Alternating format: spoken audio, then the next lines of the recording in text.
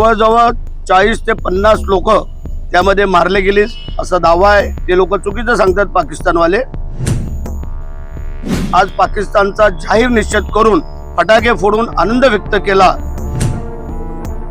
आम्ही होऊन कोणाला पाय लावत नाही, परंतु आम्हाला लावलं सोडत नाही।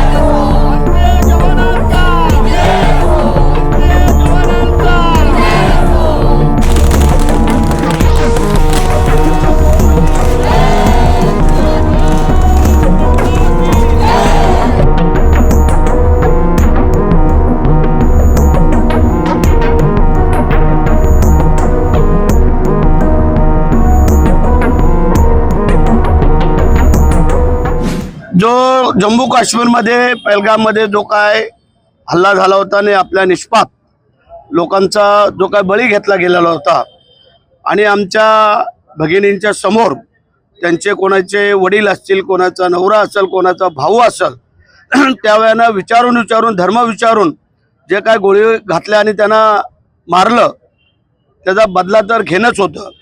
आणि देशाचे कणखर पंतप्रधान आदरणीय नरेंद्र मोदी साहेबांनी काल रात्री 1च्या नंतर जो त्यांचे 9 दहशतवादी तळ उद्ध्वस्त केले आणि जवळजवळ 40 ते 50 लोक त्यामध्ये मारले गेले असा दावा आहे। ते लोक चुकीचं सांगतात पाकिस्तानवाले, परंतु संपूर्ण देशाचं लक्ष लागून राहिलेलं होतं आणि त्याचा निषेध करत आज आम्ही याच ठिकाणी छत्रपती शिवाजी महाराज यांना पुष्पहार अर्पण करून भारताचा ध्वज फडकावून शिवसेना, भारतीय जनता पार्टी, महायुतीतल्या आम्ही सर्व मंडळींनी, माझ्या महिला भगिनी असतील, आमचे सर्व दोन्ही पक्षाचे पदाधिकारी कार्यकर्ते असतील, सगळ्यांनी या शिवाजी महाराज चौकामध्ये आज पाकिस्तानचा जाहीर निषेध करून फटाके फोडून आनंद व्यक्त केला।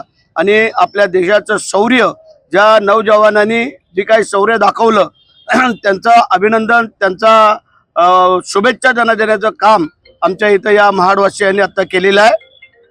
आणि आमची सगळ्यांचीच भावना आहे, इच्छा आहे की आम्ही होऊन कोणाला पाय लावत नाही, परंतु आम्हाला लावलं सोडत नाही।